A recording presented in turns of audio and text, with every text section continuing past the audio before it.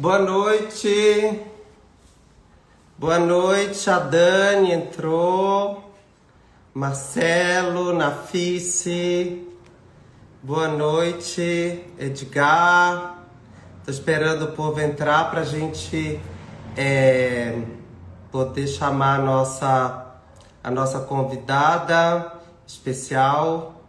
Bom, no horário 2021, representando o ano que a gente está, agradecendo em nome da Sociedade Paulista de Reumatologia, a gente vai dar início a essa live, essa conversa sobre exercício físico nos pacientes reumáticos, desde a infância até o paciente idoso. Então, para isso, a gente convidou a doutora Ana Lúcia Sá, ela que é pediatra, médica do esporte, professora da disciplina de reumatologia da USP e também coordena o laboratório de exercícios físicos lá da USP, que faz um trabalho incrível com os pacientes reumáticos. Então, eu vou chamar aqui a Ana Lúcia, só um momento que eu já estou procurando por ela. Ana Lúcia, você pode me mandar um oi?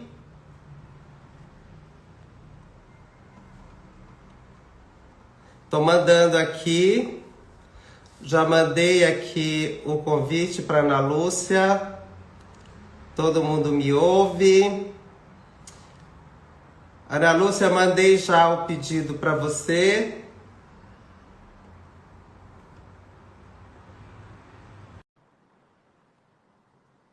Está conseguindo me ver aí? Boa noite, Daniele. Olá, Olá, Ana Lúcia, tudo bom? oi, boa noite, tudo bem, Fábio? Tudo jóia. Obrigado por aceitar nosso convite, né? Em nome da Imagina. Sociedade Paulista de Reumatologia, do presidente Marcelo Pinheiro, do Edgar, da Karina, e para a gente conversar sobre esse assunto que é tão interessante, que a gente gosta tanto de falar, né, Ana? Não, eu que Então, agradeço o convite, Fábio, Marcelo, Edgar, é um prazer estar com vocês, a Karina, é um prazer estar com vocês e assim, poder falar sobre essas questões que não são muito antigas, são mais novas, né, que é a relação do exercício na criança e no idoso que você vai comentar. isso, então só para começar, né, Ana Lúcia, como a gente está numa conversa aberta, que tem várias pessoas, não só médicos, tem vários pacientes também participando, para a gente dividir os conceitos, né, do que seria atividade física, exercício e esporte. Então, só Ótimo. conceituando, né, a atividade física é qualquer movimento que o corpo faz, né, que contrai os músculos, que move as articulações, acima daquele basal que você está. Então, partindo da posição sentado, deitado, tudo que você faz é considerado como atividade física. Já o exercício físico é aquele movimento que você faz de uma forma planejada e de uma forma regular. Então, se você vai na academia 4 vezes por semana, aquilo já é considerado um exercício físico, que é uma subclassificação da atividade física. E já esporte é quando você tem fins competitivos, né, Ana? Então, porque É, as pessoas confundem muito isso. esse conceito, né, Ana? E até também eu queria que você dissesse para a gente a diferença, né, do que é um indivíduo ativo para um indivíduo sedentário, que eu acho que é Isso. bem É que, importante é, as que, pessoas é, é saberem. é que hoje é um conceito novo, porque uma coisa que acontece, é que você deixou bem claro, quer dizer, qualquer movimento que a gente faça que leve a gasto de energia é atividade física. Quando a gente pensa, então as pessoas às vezes são ativos, né, quando eles fazem atividades de subir escada, descer escada, fazer atividades em casa. Agora, tem um conceito novo que foi observado a partir do momento quando as pessoas queriam cumprir, né, o que a Organização Mundial de Saúde pede para cumprir. Por exemplo, para a criança, para vocês terem uma ideia, é preconizado até 5 anos de idade, as crianças têm que ter 2 horas de atividade física, de moderada a alta intensidade por dia. A partir de 5 anos até 17, é 1 hora por dia. Só que o que eles perceberam? Que as pessoas faziam exercício 1 hora e passavam o resto do dia sentado. Quer dizer, e aí veio o conceito do tempo sedentário. Então, o que acontece? Dependendo da intensidade que você faz exercício, você cumpriu a recomendação da Organização Mundial dos 150 minutos, no caso de um adulto ou de uma criança, mas passou o resto do dia sentado, isso faz muito mal para a saúde. E a partir de um tempo que você fica, 6 horas sentado, que é o tempo que a gente fica para trabalhar, que todo mundo fica para trabalhar, o seu risco cardiovascular é igualzinho se você não fizesse exercício nenhum. Então, aí vem um alerta dessa questão do tempo sedentário. Quer dizer, então, hoje a gente tem trabalhado muito com isso, inclusive com os pacientes das doenças reumatológicas, para que ocorra a quebra do tempo sedentário. Deu Sim. 1 hora, tem que levantar. Sim. Então, isso é muito importante, né? Esses conceitos que a Ana Lúcia falou. A gente está dando alô aqui, que tem pessoal de Porto Alegre, de Catalão, né? O pessoal também de Natal, o Marcelo de Natal. Então, um abraço a todos. E eu quero que também mandem perguntas para mim, para a Ana Lúcia. Ana Lúcia, né, que vocês já viram que é super especialista em medicina esportiva e também, principalmente na parte pediátrica. Então, é importante, né, Ana Lúcia, isso porque tem pessoas que acham que fez aquela meia hora de exercício físico por dia, tá ok, mas o resto do dia passa sentado, passa assistindo televisão, Isso.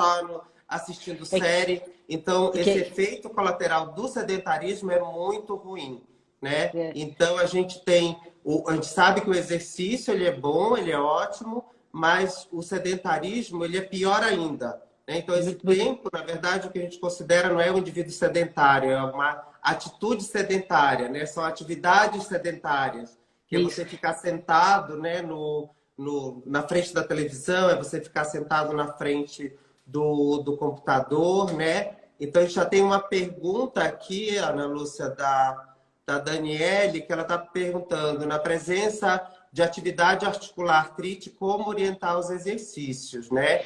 Então, você pode falar na criança, eu falo no adulto. Não, adulto. Então, primeiro eu queria mandar um beijo para Cláudia Costa, que está assistindo também a gente aqui.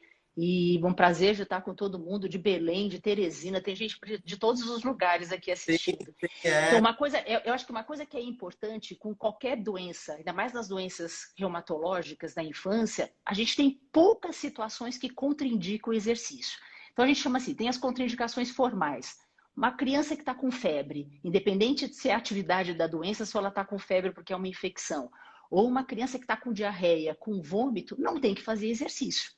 Ninguém tem que fazer exercício nessa situação. Quando a gente vai afunilar para os nossos pacientes, então se você pega uma criança com artrite idiopática juvenil, que está com uma articulação com a atividade da doença, você vai tentar reorientar os exercícios para ela para que não seja acometido aquela orientação, aquela articulação. Então, é um joelho que está em atividade, mas dá para a criança fazer alguma atividade? Ela faz do abdômen e faz dos membros superiores. Agora, assim, a pergunta específica da Daniela é com relação à musculação. É importante que, assim, não é a musculação a única maneira que a gente tem de fazer exercício de fortalecimento. Então, o conceito que é importante vocês terem é todos os nossos pacientes precisam fazer exercício de fortalecimento. Fortalecimento pode ser o próprio peso, fortalecimento pode usar as bandas elásticas e fortalecimento pode ser a musculação. Depende do que a gente tem, depende do que o paciente consegue fazer e o grau de força que ele tem. Então, às vezes, a gente pode fazer exercício de fortalecimento numa fase anterior para fortalecer, para criar resistência muscular e depois a criança pode ir para a musculação. Se for um adolescente, que ele já terminou o processo dele de crescimento, também fica tranquilo de ir para a musculação, que também não tem problema nenhum. Tá certo. Isso também é muito válido para os pacientes, né? Mas, gente, como é que eu tiro aqui, só para parar de aparecer as perguntas estão em cima do rosto da Ana Lúcia. Você está vendo? Não, mas acho que não vai parar de aparecer aí, vai ficar aí mesmo. Tá, as perguntas vão ficar, As perguntas vão ficar aí. Bom, então respondendo para a Daniele, né, sobre a exercícios físicos em pacientes com artrite do adulto em atividade, não tem problema, né? Claro que respeitando o limite do paciente, respeitando o grau de atividade, e isso já é demonstrado em estudos mostrando que não que não tem piora na atividade da doença, né? Desde, claro, que dentro dos limites do paciente. Então, uma paciente com lúpus, com uma nefrite em atividade, com atividade do sistema nervoso central, você não vai colocar para fazer exercício físico, né? Então, já moderada ou alta intensidade. Mas um paciente com uma artrite, mesmo em atividade, que você já está controlando aquela artrite e que dentro dos limites dele você pode fazer exercício sim. Aí você parte do princípio de progressão, né? De progressão do exercício, respeitando cada limite individual, tá? A gente está perguntando aqui, Ana Lúcia, se exercícios para prescrição doméstica, exercícios domiciliares, né? Se funciona. E se caminhar com o cachorro, ir ao trabalho, se funciona também. Funciona. Não, assim, esse exercício doméstico que a gente chama que é o home-based, a gente tem bastante experiência lá no Hospital das Clínicas com a população pediátrica. Então, a gente estudou e fez a prescrição e acompanhou à distância as crianças fazendo atividade. A gente fez uma cartilha com vídeos e a gente, todos os dias, eles à distância, eles faziam esse exercício. Então, funciona muito bem. Tem uma adesão boa, porque às vezes os pacientes têm dificuldade de chegarem até o hospital, então acaba sendo, tem um bom aproveitamento, quer dizer, a gente consegue fazer com que as nossas medidas de força, de capacidade aeróbica, todas elas, quando a gente analisa, melhoram, e a gente consegue uma boa adesão. E esses exercícios que você perguntou aqui, por exemplo, em casa, a gente chama como atividade física. Então, assim, se você passear com o cachorro, isso é uma atividade física. Se você descer um ponto antes do seu trabalho, que é uma coisa que a gente sugere, quando a gente faz as intervenções com a quebra de tempo sedentário, a gente pede as sugestões para o paciente. Então, assim, descer um ponto antes de casa funciona para você? Ou andar um ponto a mais até chegar no próximo ponto de ônibus e pegar um ônibus depois, subir e descer escada? Quer dizer, todas essas interferências são extremamente importantes e são benéficas, não só nas categorias das capacidades que a gente fala, então capacidade aeróbica, capacidade de força, força muscular, mas da parte metabólica. Então a gente consegue melhoria de colesterol, de intolerância à glicose, quer dizer, então é muito interessante. Eu acho que tem que fazer essas intervenções, sim. Sim, e o que é legal também, né, Ana Lúcia, a gente de vez em quando fazer os boosts, né? Chamar os pacientes para supervisionar, ver quanto é que estão fazendo, né? Orienta o exercício domiciliar, mas regularmente você avalia esse paciente quanto à atividade de doença, quanto a mesmo a aptidão física, né? E ver se realmente ele está fazendo, né? Porque essa supervisão do exercício é super importante, né? Então, você não é só você entregar para o indivíduo, vai fazer e se vira. Porque o que eu falo é que exercício é remédio, né, Ana? Então, tem dose, tem intensidade, tem tipo. Então, quer dizer, tem que passar para a prescrição.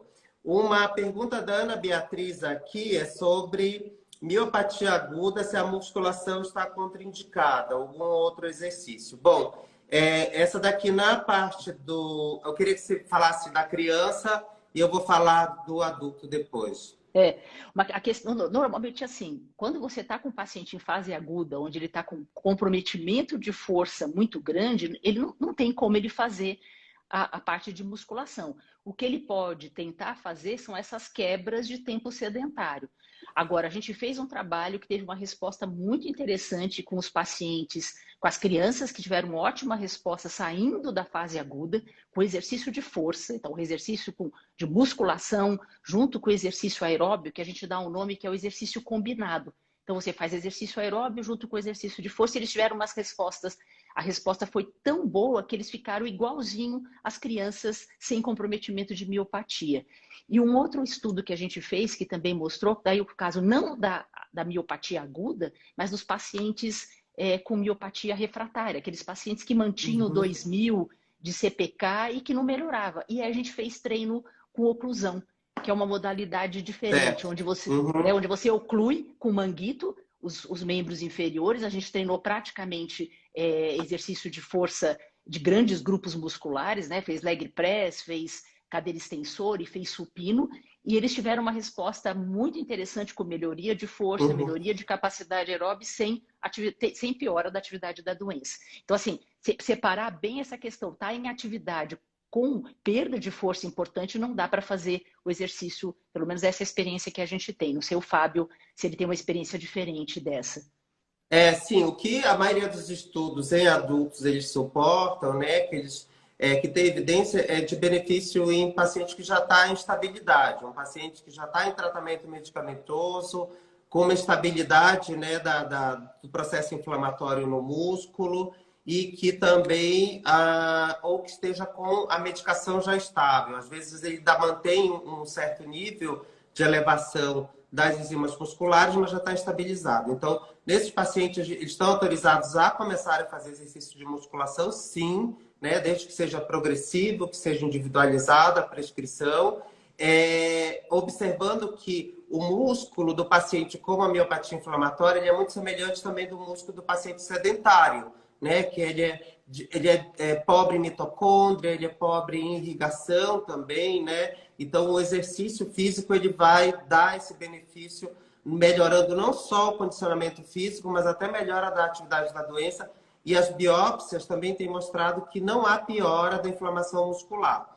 Existem alguns trabalhos só, mas são trabalhos pequenos ainda, que a gente sabe que miopatia não é tão comum assim, que eles começaram a fazer treino, né, de força em pacientes com atividade da doença, recém-diagnosticados, né?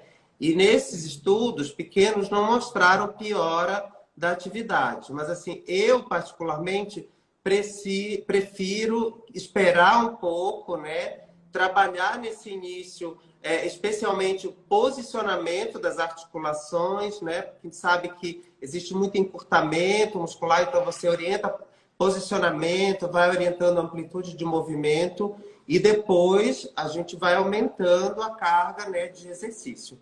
Mas em atividade tão logo assim, inicialmente, musculação, exercício já moderado a alta também, acho melhor evitar e se orientar a posicionamento, proteção articular, que são outras formas de reabilitação. Tá? Mais outra pergunta aqui, da Daniele Scherer, que pergunta se hidroginástica pode piorar a lombalgia. Daniele, não tem assim... hidroginástica, né? Tem vários estudos de exercícios aquáticos mostrando que melhora a lombalgia. Tá? Só que não mostraram superioridade em relação aos exercícios no solo. Né? O que alguns estudos mostraram que indivíduos que faziam natação, mas natação mais em nível profissional, tinham alguma alterações degenerativas do disco intervertebral. Mas isso não significa que vai piorar a lombalgia, não.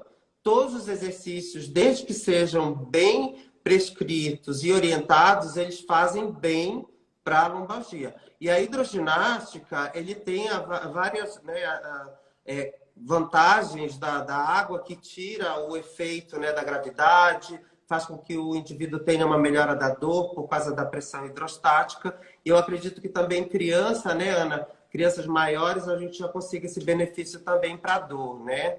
Uhum.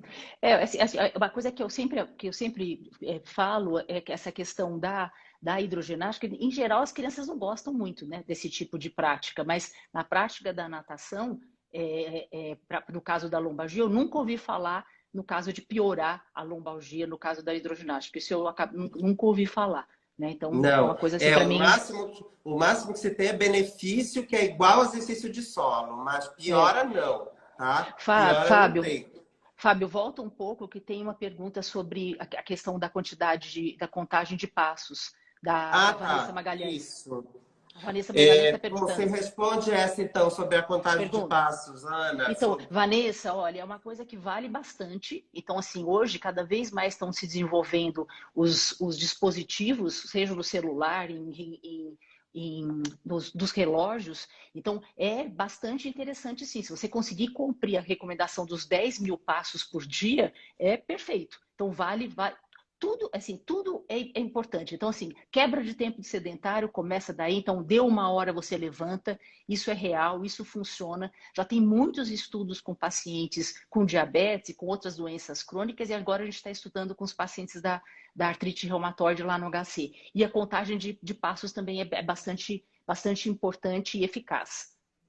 Sim, também em adultos é importante, né? Porque os questionários a gente sabe que são muito subjetivos, acabam não pegando direito, né, a quantidade de atividade física que o indivíduo faz, e já os acelerômetros, né, que são os mais atuais, eles medem muito isso. E medem aquilo que a Ana falou também. Não adianta você fazer 1 hora de exercício físico, né, 4 vezes por semana, mas se a maioria do outro tempo você passa sedentário, sentado, deitado. Então, isso a gente consegue medir. Os acelerômetros são bem importantes.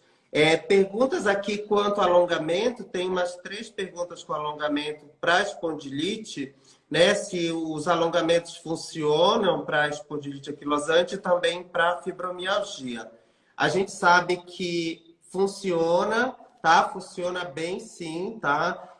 Especialmente para os pacientes que têm espondilite anquilosante, espondiloartrite, porque a gente sabe que a perda de mobilidade é o que é mais afetado, né? Que é mais comprometido a mobilidade desses pacientes. Então, a associação de um programa de alongamento ao exercício físico geral é super importante, sim. E na fibromialgia, da mesma forma, tá? Tem benefício, apesar de muitos estudos colocarem o alongamento como uma intervenção controle, né? Mas a gente sabe que do paciente alongar, ele já quebra aquele ciclo vicioso do sedentarismo. Já tem que levantar da cama, ele tem que fazer alguma coisa. Então, com isso, ele já começa a ter ganhos, né? Que são indiretos, não tão relacionados com a aptidão física. E a proporcionalidade, aqui uma pergunta do Marco Túlio, sobre a proporcionalidade, acho que é do Marco Túlio. Sobre o Marco está perguntando da sacroileite, se pode fazer corrida. Corrida no adolescente. Então, essa é para você, Ana. Então, uma coisa que em cima dessa, só fechando essa questão como é dentro da sacroileite, então, nas espondiloartropatias é importante, assim, fazer o alongamento, manter a flexibilidade, mas em nenhum momento deixar de fazer os exercícios de fortalecimento, porque músculo é quem protege a articulação. E aí, engato nessa resposta que o Marco Túlio está perguntando. Se você, um adolescente com sacroileite, ele pode fazer corrida. Quer dizer, ele pode fazer corrida desde que ele esteja com uma musculatura extremamente fortalecida, com estabilização pélvica, quer dizer, musculatura de estabilização pélvica, uma marcha correta, um tênis adequado para ele. Quer dizer, então, não teria problema nenhum. Você não precisaria tirar o adolescente da corrida porque ele tem uma sacroileite. E aí, emendando na pergunta do Fábio Segato, Fábio, ele fala das questões das espondiloartropatias axiais com progressão radiológica com atividade física de alta performance ou impacto elevado. O que a gente observa é muito comum.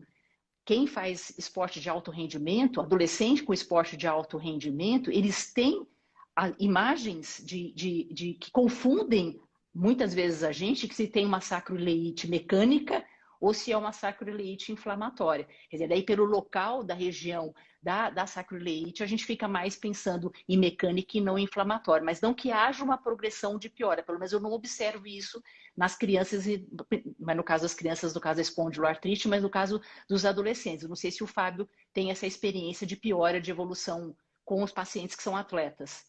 Eu tenho, assim, quanto a isso, eu vejo mais naqueles pacientes que tendem a fazer muita entesite, né? Que são os pacientes que têm artrite psoriásica. Então, nesses pacientes que tendem a fazer muita entesite, eu tomo um certo cuidado, né? Para que eles não ultrapassem o limite, não queiram ficar fazendo meia maratona ou maratona, porque começa a dar muita fasciite plantar, né? Então, isso, se a gente consegue diminuir um pouco essa quantidade de corrida, né, esse volume, se não é um atleta, né, de ponta, a gente tem que adaptar, porque vai piorar, né? A gente sabe, tem alguns estudos indiretos, estudos em animais, mostrando que, né, essa sobrecarga mecânica em cima da êntese, né, ou seja, daquela inserção do tendão no osso, ele pode piorar o processo inflamatório e piorar também a neoformação óssea. Então, eu acho que, como o exercício é remédio, se já é um paciente diagnosticado e não é um atleta que vai precisar fazer aquilo, né, não é profissional, a gente pode, então, adaptar e diminuir essa intensidade para que a gente não tenha essa progressão da parte mecânica junto com a parte inflamatória, tá? Então, tem essa outra pergunta aqui. Estão mandando um abraço. Tem pessoal de Macapá aqui, Ana Lúcia. Olha só, Brasil inteiro. Macapá, tá aqui, toda a tem que região mandar um norte. beijo, Tem o pessoal de um Belém, também mandar um interior de beijo. São Paulo. Um beijo para Então, Natália Figueiredo, para Inês, para Mariana Cardenes, que está todo mundo assistindo aí. tem o Flávio de Mauá também, que está mandando alô. Tem o pessoal, tem muita gente aqui. A Sandra Watanabe pergunta para a gente, eu vou voltar depois para as antigas, Ana, mas só da Sandra, porque a Sandrinha é da gente, ela está perguntando se já tem uma máscara adequada para fazer exercício na pandemia. Então, o que a gente recomenda, por exemplo, é fazer o exercício com a máscara de pano, para quem não tem condição de comprar a máscara cirúrgica. Então, dá para fazer.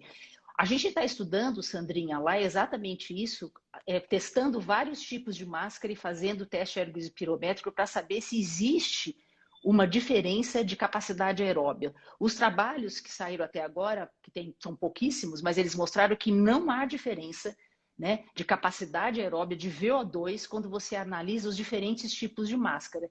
Então, eu acho que dá para a gente fazer o exercício orientar para fazer com a máscara dupla, né, que eu acho que tem uma proteção interessante. O que a gente pede é para fazer, se você vai fazer uma corrida, mantenha um distanciamento um pouquinho maior.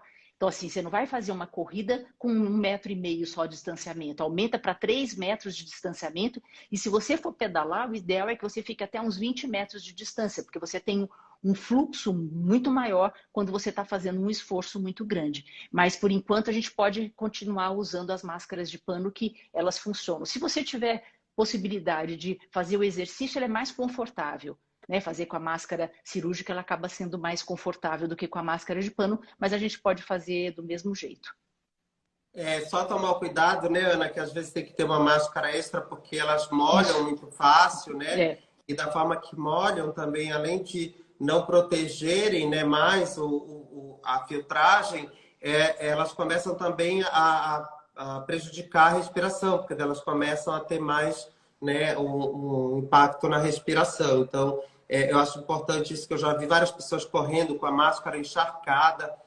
Então, isso não é legal, porque prejudica a efetividade, né? Mas eu acho que ainda vão sair vários estudos mesmo, como você está falando, porque é uma coisa nova, né? E a gente não sabe como é que vai se comportar a capacidade. Tem o Glicotrainer aqui que está perguntando, eu não sei como é que é o nome dele, mas se identifica assim. Quais são os testes usados para prescrição de treinamento de força e para treinamento aeróbio? Você vai falar primeiro, Ana, em crianças e adolescentes, e depois eu falo em adulto. Eu acho que é interessante a gente dividir, né? Porque assim, quando a gente tem um ambiente de pesquisa, a gente fica muito fácil. A gente faz um teste de repetição máxima, né? Faz familiarização, então a criança vai 3 vezes ao laboratório, faz o teste de repetição máxima e a gente faz a média dessas 3 vezes que ela foi e a gente prescreve o exercício em 60%, 70%, dependendo do que a gente quer. Isso no caso do treino de força. Quando a gente fala em treino aeróbio, a gente faz uma prescrição baseado no teste de cardiopulmonar, que é a ergospirometria, onde você estabelece os limiares para as crianças, o primeiro limiar e o segundo limiar. Normalmente a gente tem que treinar acima do primeiro limiar e a gente faz lá no laboratório a prescrição com 10%, desculpa, abaixo do segundo limiar. Então, o treino do aeróbio é nessa intensidade, mas sempre incrementando os treinos a cada semana, cada 2 semanas, dependendo de cada protocolo. Quando a gente vai falar do nosso dia a dia, acaba ficando difícil. Então, pode fazer um teste de campo para ver a capacidade aeróbica, aquele teste de 6 minutos. Você pode fazer, se você não tem equipamento para fazer um teste máximo de leg press nem do supino, você pode colocar uma carga e para a criança, o quanto que seria interessante? Ela tem que fazer 12 repetições. Se ela estiver fazendo 5 repetições ou 6 repetições, essa carga está demais para ela. Se você conseguir fazer com que a criança pegue um pezinho e faça de 12 a 15 repetições, você está fazendo um treino que é recomendado para a criança, dependente da faixa etária dela. Porque lembrar que a gente não vai fazer um treino de hipertrofia, a gente está fazendo um treino de força muscular. Então, eu acho que a gente normalmente costuma fazer dessa maneira.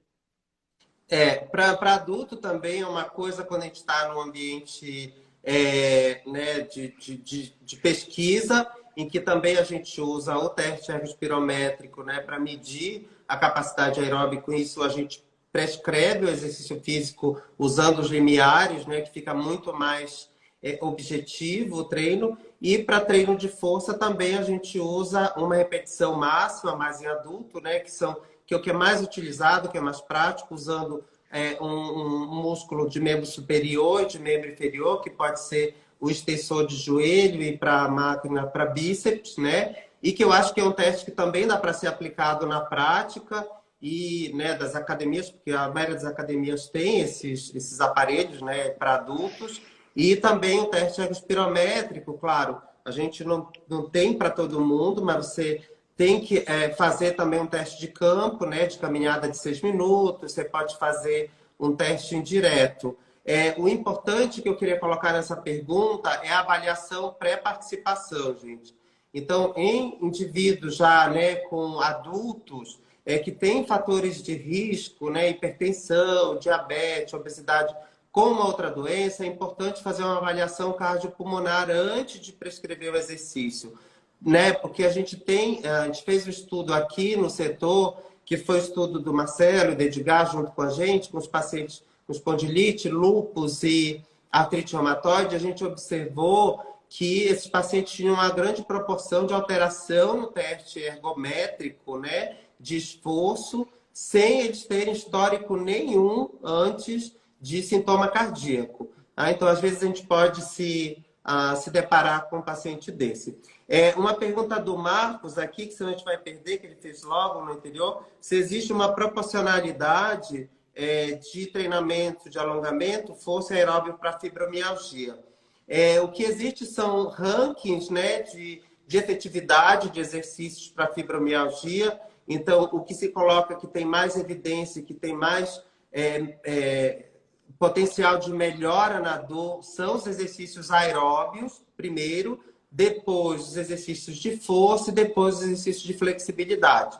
Tá? Não, se você tiver que dar prioridade a algum deles para dor, no caso, começar então com aeróbio e depois ir acrescentando, porque o ideal é você fazer um treino que seja completo, né? Que aborde todos os elementos da aptidão física. E mais uma observação que eu quero colocar, né, Ana, que a gente é médico, mas a gente não trabalha sozinho na prescrição de exercício, tá? A gente não faz isso, a gente não está junto do paciente, quer dizer, não está junto fisicamente, porque a gente sabe que é essencial o trabalho dos fisioterapeutas, dos treinadores físicos, dos terapeutas ocupacionais, nutricionistas, psicólogos, enfermeiros, né? Então, toda essa equipe multidisciplinar que está do lado da gente, que a gente precisa dessas pessoas com a gente, né? Que são pessoas fundamentais, né, no desenvolvimento desse trabalho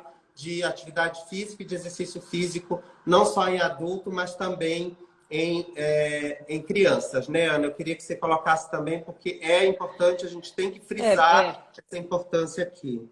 É importante no sentido que a gente, assim, a gente não consegue, a gente diz, normalmente a gente orienta o grupo muscular que a gente quer que trabalhe, a gente orienta que precisa do exercício aeróbio. No exame físico a gente consegue perceber onde tem desequilíbrio muscular, quer dizer, qual é a musculatura que precisa trabalhar, mas na hora de fazer o modelo do exercício, aí com certeza, ou é o fisioterapeuta, ou é o professor de educação física, a gente não consegue mesmo fazer isso sozinho. Tem uma pergunta aqui da musculação, que eu acho que a gente já respondeu essa daqui, Fábio, da artrite idiopática juvenil, pode fazer musculação a partir de que idade? Não, você ainda não respondeu. Tá, então de novo, assim, lembrar que é importante fazer o exercício de fortalecimento, seja usando o equipamento de musculação ou não. Então, você pode fazer um exercício de fortalecimento com os TheraBands e com o próprio peso. A questão da musculação é o tamanho da criança, se a criança consegue caber no equipamento de musculação para ela poder fazer. Então, assim, não, existe um conceito errado. As pessoas acreditam que os adolescentes e as crianças que vão fazer musculação, e que é um exercício de força, quer dizer, que não musculação não é só, tem vários outros exercícios de força, pode fazer mal. O que pode acontecer de fazer mal para a articulação da criança é um exercício de alta intensidade. Então, de novo, é muita carga com pouca repetição, vai machucar a cartilagem de crescimento, que não tem nenhuma, não é nem no caso do paciente com artrite, a cartilagem de crescimento que toda criança tem, e aí vai ter uma deficiência, aquele membro afetado ele vai ficar menor do que o outro. Então, o problema da musculação é esse. Mas, de novo, se você faz a musculação respeitando o gesto esportivo, acertando o gesto esportivo e fazendo de 12 a 15 repetições, tranquilo, você pode fazer, inclusive na criança com artrite idiopática juvenil. Isso vale também para o adulto, né? Que a gente sabe que pode fazer musculação, os pacientes com artrite reumatoide, todas as outras artrites, que desde que seja progressivo, que não seja com tanta carga, né? Isso cai aqui na pergunta sobre o HIIT, né? Se quem tem espondilite anquilosante, fibromialgia, se pode fazer o HIIT. É uma pergunta da Cláudia Watanabe. Um beijo, que é uma querida, que é a irmã da Sandra. A gente não tem estudos especificamente com HIIT para espondilite anquilosante e para fibromialgia com esse termo, né? Com essa terminologia, mas são exercícios de alta intensidade, né? Que são cíclicos. Então, desde que o paciente tenha preparo para isso, que ele seja preparado, que ele siga uma progressão de exercício, ele pode sim chegar e fazer HIIT. Né? O que é o problema é o paciente que nunca fez nada, ou que está começando a fazer o exercício físico e já vai fazer HIIT, né? Que é o High Intensity Interval Training, ou seja, que é um treinamento, para quem não sabe, que ele é intervalado, você faz alta intensidade, seguido por baixa intensidade, mas é alta intensidade mesmo.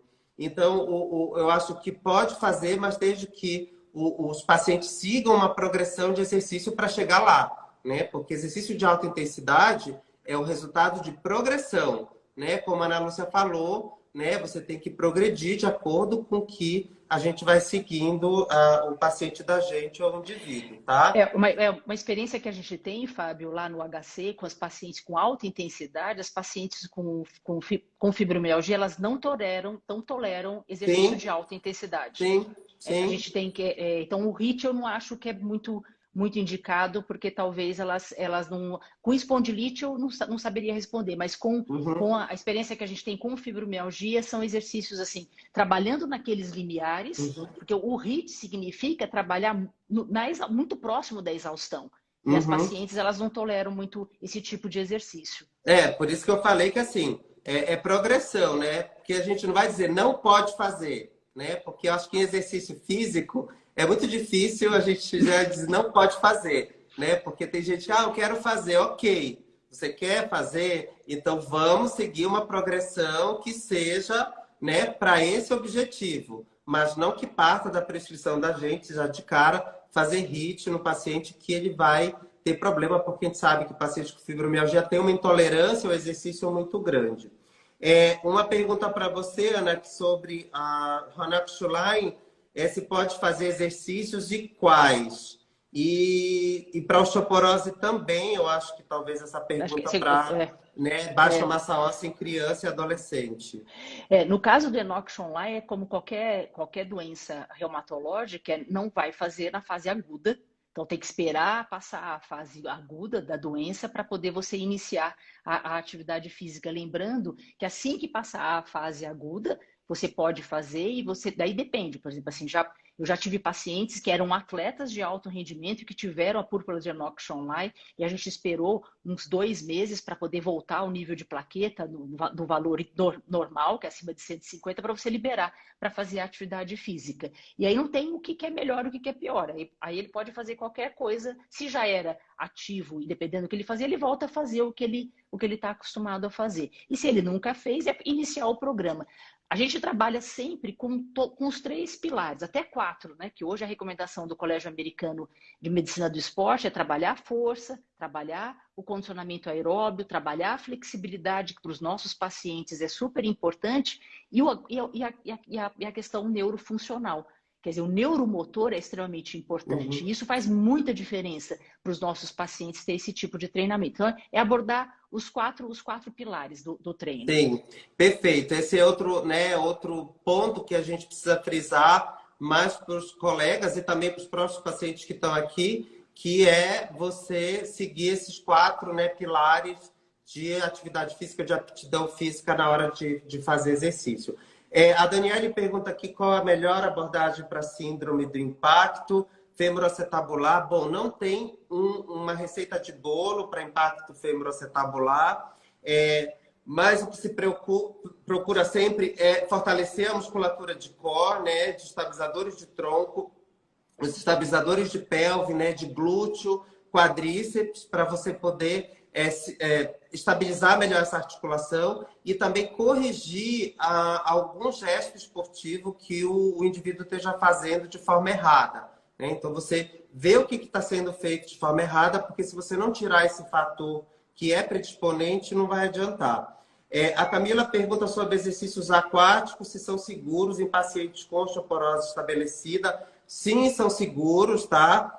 Apesar de a gente pensa que vai perder massa óssea, não perde, tá? Tem estudos mostrando que exercício aquático ele tem pouquíssimo ganho de massa óssea, mas também não é um efeito colateral, então são seguros sim, mas o ideal seria associar com os exercícios também solo, né? Lembrando principalmente os elementos de força muscular nos pacientes com osteoporose e também o treino neuromotor, como a Ana Lúcia falou, para treinar equilíbrio, propriocepção, porque são os pacientes caidores, né? Então, exercício aquático, ok, mas você tem que associar esses outros elementos, principalmente de força e de treino neuromotor, para proteger o teu paciente, né?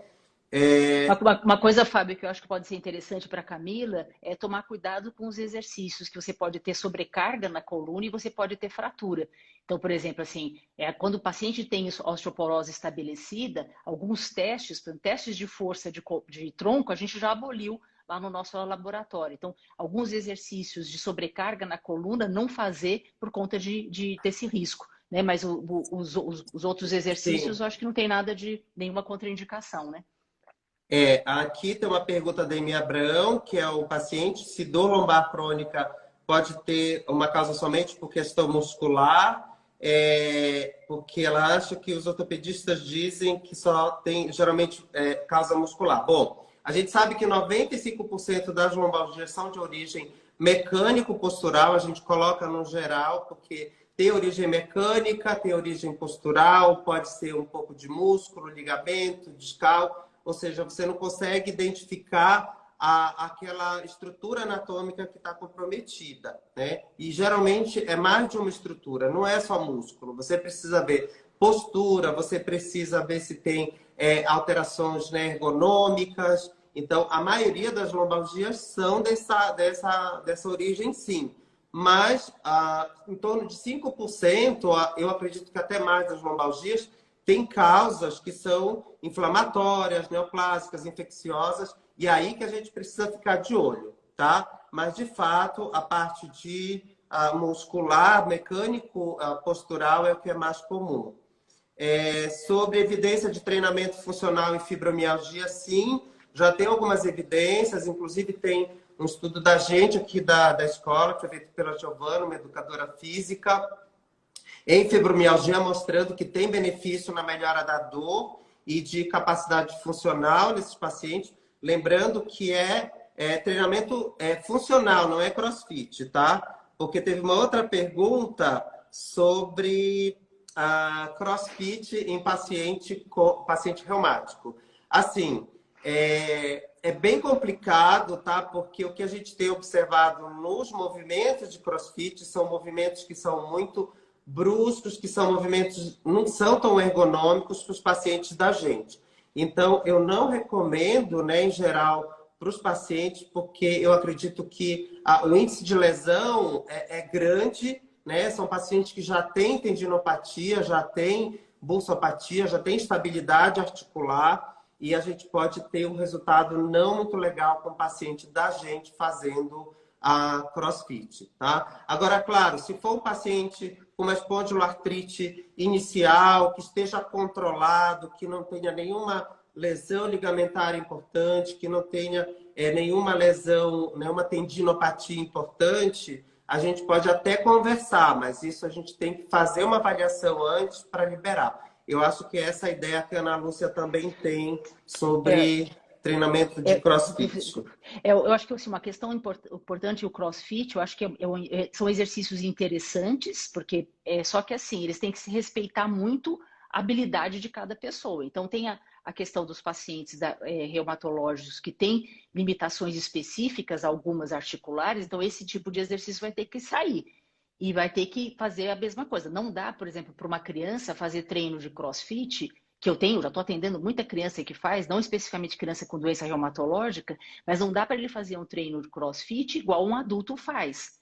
Né? Então, fazer as mesmas repetições, ter as mesmas dos graus de dificuldade, mas dentro do CrossFit, por exemplo, se ele saltar, fazer uma flexão e fazer um abdominal, é um treino de CrossFit? É um treino de CrossFit. Se ele pegar uma corda que não é igual à corda que eles pegam e ficar fazendo o exercício com a corda, é um treino de CrossFit também. Então, assim, se você conseguir, em alguns box, né, porque eles chamam de box, eles não chamam de academia, em alguns box, né, se você conseguir conversar com quem é o coordenador ou o dono do box, o professor de educação física, a gente consegue fazer com que a pessoa participe desse, que eu acho interessante, porque é uma coisa que tem um convívio social bem interessante, as pessoas incentivam muito uns aos outros, eu acho que tem os seus lados positivos, é só que assim, então a gente vai respeitar aquela limitação do nosso paciente e pedir para tirar o exercício específico. Então, assim, eu prefiro que vá, eu dizendo o que pode e o que não pode fazer, mas que vá fazer dentro das limitações, né?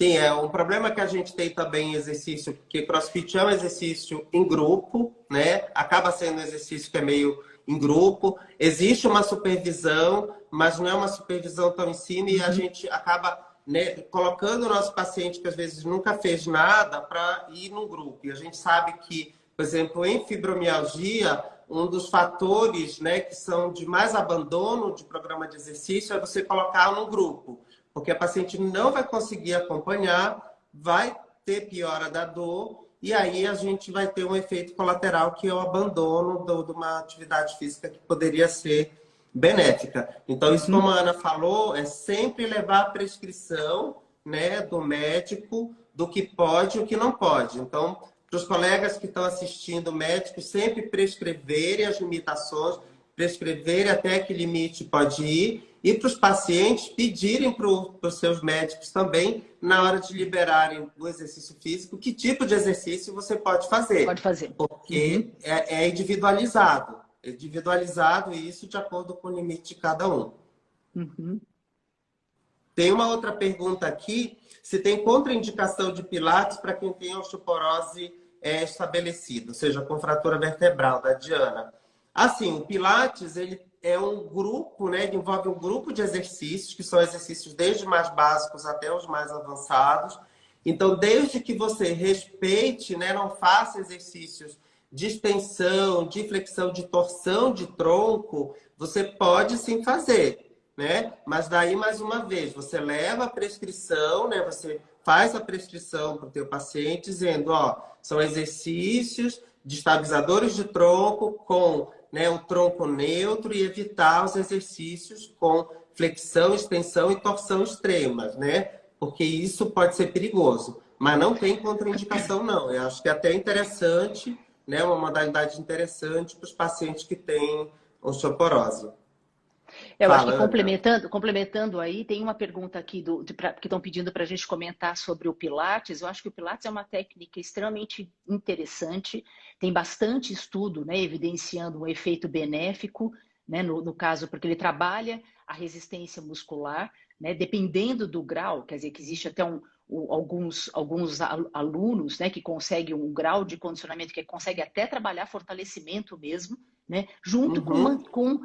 com amplitude articular. Quer dizer, eu acho que para os nossos pacientes o Pilates ele é muito interessante, porque ele mantém uma consciência corporal, trabalha o core, a respiração, amplitude articular com fortalecimento. Eu acho que é uma técnica extremamente Uhum. importante de ser prescrita. Eu acho que a gente só tem a questão de aonde que tem o equipamento, se tem o equipamento, quem é o instrutor desse Sim. Pilates, né? Se é uma pessoa que tem experiência, mas assim, as Uhum. respostas com Pilates, elas são muito interessantes e muito positivas, né? Sim, eu também tenho a mesma ideia, eu gosto muito, né? Desde que você saiba quem que vai fazer e levando, né, essas sugestões da gente para que o colega que está fazendo, o fisioterapeuta, o educador físico, ele se sinta seguro também de exercitar um paciente que teoricamente é frágil, né? Então, porque a gente sabe que a gente levando uma prescrição e liberando esse paciente para fazer o exercício, a gente tem essa parceria, né, com outro profissional que está colocando a mão na massa lá para poder aplicar os exercícios nos pacientes da gente. Uma pergunta aqui, Ana, que é sobre fortalecimento, tanto com eletrodo quanto com corrente farádica. O que que você... Então, a resposta, a gente tem uma boa resposta com o fortalecimento com os eletrodos. A experiência veio, sempre a experiência primeiro vem, dependendo de algumas modalidades, assim, na área de exercício, vem com o atleta.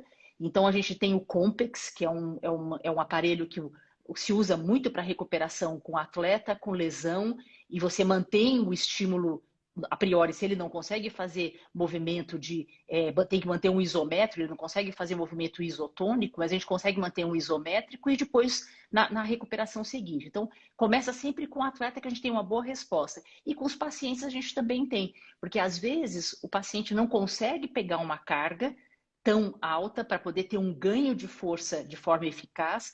Quando você faz a estimulação elétrica daquele grupo muscular, você faz um estímulo maior e eles acabam tendo um ganho de força maior. Quer dizer, então é lógico que não estou falando daquela técnica que tem agora, que você fica parado, que nem recebendo um choque, você acha que isso daí vai funcionar. Não é essa Sim, técnica que está, né? Não é isso. Mas sim. você associar a reabilitação. E aí, essa técnica específica, eu acho que é um campo muito mais de atuação do fisioterapeuta e da terapia ocupacional do que, às vezes, do professor de educação física. Então, eu prefiro que o fisioterapeuta, que está tratando a dor, coloque os eletrodos no local adequado e Uhum. junto fazer o exercício de fortalecimento. Mas tem evidência, sim, de que tem um ganho de força. Mas desde que associado, né, exercício bem orientado, como a Ana falou. Porque só colocar a corrente, só colocar eletrodo, a gente sabe que não funciona da mesma forma.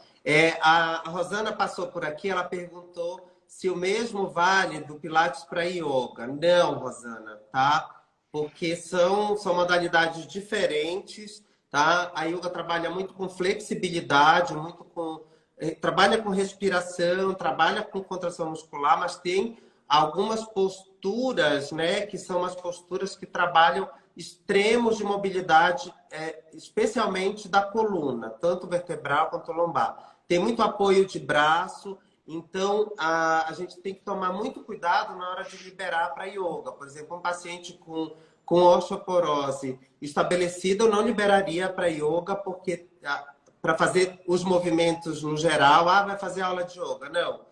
Poderia até fazer a parte de respiração, Respiração. de Uhum. meditação, alguns alongamentos, mas as posições todas que são a progressão do yoga, a gente tem que ter muito cuidado e tem que saber quem que está aplicando a yoga no paciente da gente, né? Eu acho que eu acho que uma coisa que é importante, assim, vocês me desculpem, assim, as pessoas que estão perguntando especificamente sobre a yoga, não é muito o meu campo, assim, de atuação, mas eu sei que claramente existem dois tipos de yoga, né?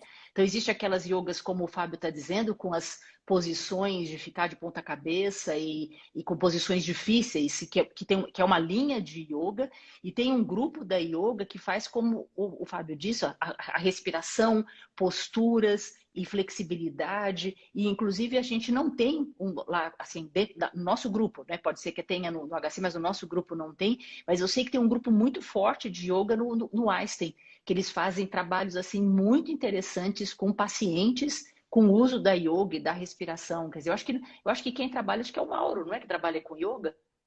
Eu não Na sei Unifesp. quem está trabalhando com yoga lá, Ana, Eu mas acho que assim, o é uma Mauro que tá. modalidade que é diferente né, do Uhum. Pilates, respondendo, e a gente também tem que tomar cuidado quem aplica e que tipo de yoga vai ser feito para evitar esses Isso. movimentos, essas posturas que são muito extremas na coluna lombar, que sobrecarregam também o ombro, tá? Então a gente tem que tomar muito cuidado quanto a isso. Experiência com TRX, fala, Ana, primeiro, depois eu falo também o que é. Então, eu acho que o TRX, eu acho que não sei se acho que todo mundo deve conhecer. Eu acho que ele é muito interessante, né, do sentido de fazer um treino de força, de equilíbrio, e daí entra aquela parte que eu falei que é neuromotora, né? Porque você tem que ter uma consciência e tem que ter muito equilíbrio para poder fazer a execução.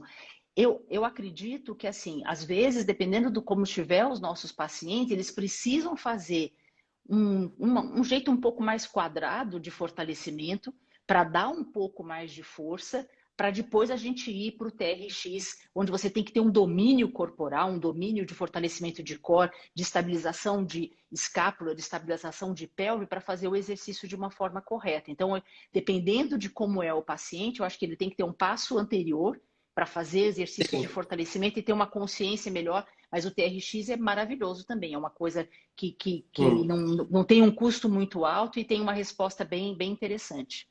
Sim, eu também acho que é um equipamento super fácil, de acessível, você consegue também utilizar aí, né, até em casa, nesse momento de pandemia, né, fazer exercício, mas desde que você tenha treinamento, que você tenha, né, uma preliminar para poder, né, ser introduzido ao TRX, porque precisa muito de equilíbrio, força de tronco, como a Ana falou. E aí dá para trabalhar membro superior, principalmente, né? Tronco, abdômen também, dá para fazer alguns exercícios abdominais, então é bem interessante, sim.